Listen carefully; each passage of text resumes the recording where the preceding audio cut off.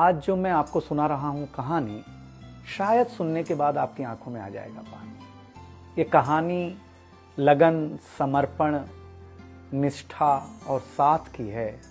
ये कहानी जितनी मेरी है उतनी ही आपकी है। इस कहानी का जो मुख्य किरदार है वो हमारे आपके जीवन का आधार है। वो आपके लिए ज्यादा, अपने लिए कम बनी है। हाँ जी, बिल्कुल सही समझ रहे हैं आप। वो हमारे आपकी पत्नी है। वो हमारी आपकी पत्नी है। कभी आपने सोचा कि वो आप एक के साथ रिश्ता जोड़ा था, लेकिन एक के साथ रिश्ता जोड़ने के लिए उसने घर, गली, आंगन, मोहल्ला, सखी, सहेली, माँ बाप, न जाने कितनों रिश्तों से अपना मुंह मोड़ा था।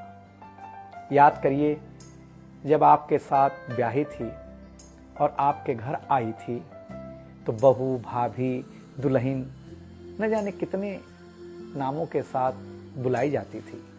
ये सुनकर के वो मन ही मन मुस्कुराए जाती थी।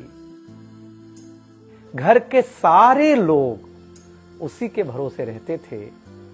शायद इसीलिए अंग्रेजी में हम उसे हाउसवाइफ कहते थे।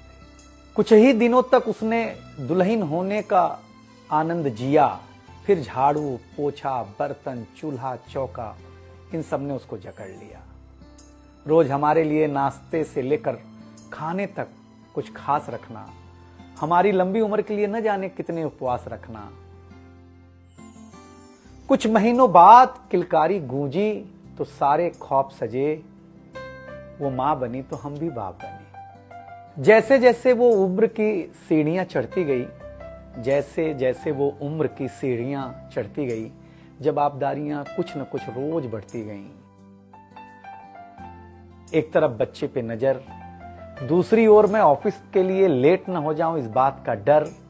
सब कुछ बराबर हो, कुछ रह न जाए, और इस बात पर भी ध्यान कि गैस पर रखा हुआ दूध कहीं बह न जाए। घर वालों की फरमाइशों का चूल्हा जो एक बार चलता, घर वालों की फरमाइशों का चूल्हा जो एक बार जलता, तो कब सुबह, कब शाम, कब रात हो गई उसे पता ही नहीं चलता। इन व्यस्तताओं के बीच समय का चक्र कुछ इतना तेजी से चला, मुन्ना कब मनोज हो गया, मुन्नी कब सुमन, पता ही नहीं चला। अब तक जो था प्यार, अब उसने अपना नाम बदल करके रख लिया था तकरार। बेटी को लेकर के कहना कि कुछ ज्यादा ही मन बढ़ा रखा है, तुम्हारे प्यार ने इसको सर पे चढ़ा रखा है। अब तो वो मुझे भी देने लगी थी ताना, अब तो वो मुझे भी देने लगी थी ताना, ऑफिस में ही रहा करो ना, 2-4 घंटे के लिए घर के आना। शादी के इतने दिनों बाद भी आज भी हमें सुनना पड़ता है कि न जाने कौन सा पाप किया था जो आपके साथ ब्याह किया था। और ये तो रोज की थी कहानी। इतना जोर से कहना कि घर के सारे सदस्य सुन लें कि एक दिन बीमार होती हूं ना, तो एक दिन बीमार होने पर किसी को कोई देता नहीं है 1 गिलास पानी, लेकिन जैसे ही उसे आपके तबीयत खराब होने का होता आभास, आकर के बैठ जाती थी आपके पास।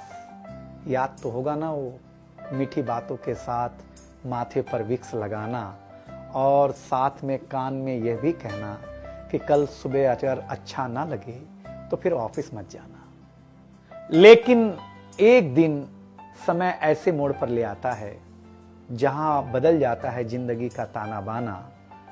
थाली में रोटी रखते हुए उसका ये कहना कि बेटी जवान हो गई है, क्या अब लड़का भी मुझे ही ढूंढने होगा जाना। शादी तय हो जाने के बाद 1-1 रुपया जोड़ना, पैसे कम पड़ने पर खुद का कंगन तोड़ना, सब कुछ हो जाएगा मुझे ढाढ़स बढ़ाना, सब कुछ हो जाएगा मुझे ढाढ़स बढ़ाना। विवाह का गीत खुद रोते हुए गाना। याद तो होगा ना आप लोगों को ये गुजरा हुआ जमाना। कुछ समय बाद जब हम जवाबदारियों से मुक्त हो जाते हैं तो कुछ ज्यादा ही धर्मयुक्त हो जाते हैं। उम्र के अंतिम पड़ाव पर हम बीमारियों के बीच जीने लगे हैं। बिना शक्कर की चाय पीने लगे हैं। लेकिन सच ये है कि जब तक हमारी आपकी पत्नी साथ है, चाय मीठी हो न हो, लेकिन जिंदगी में पूरी मिठास है। जबकि पत्नी के बारे में बहुत कम लिखा गया है, हर जगह माँ का ही गुणगान है। मैं मानता हूँ कि माँ महान है, लेकिन आपके जीवन में आपकी पत्नी का भी महत्वपूर्ण योगदान है।